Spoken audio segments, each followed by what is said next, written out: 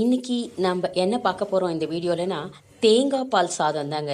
தேங்காய் பால் சாதமும் சைட் டிஷ்ஷாக ஒரு வாழைக்காய் வறுவலும் பார்க்க போகிறோம். தேங்காய் பால் சாதத்துக்கு என்னென்ன தேவை அப்படின்னா பாருங்கள். நான் ஒரு 5-6 பச்சை மிளகாய் கீரி வச்சுருக்கேன். கொத்தமல்லி கருவேப்பிலை எடுத்து வச்சுருக்கிறேன். அதுக்கப்புறம் வெங்காயம் அரிஞ்சு வச்சுருக்கிறேன் பாருங்கள். அதுக்கப்புறம் தாளிக்கிறதுக்கு பே லீஃபு பாருங்கள். இந்த நட்சத்திர பட்டை சோம்பு கடல் பாசி அந்த ஏலக்காய் 2 கிராம்பு ஒரு 4 எல்லாம் எடுத்து வச்சுருக்கிறேன் தாளிக்கிறதுக்காக.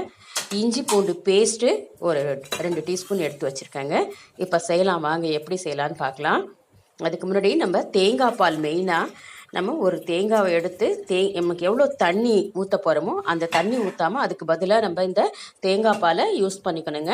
அதுக்கு ஃபஸ்ட்டு தேங்காய் பால் எடுத்து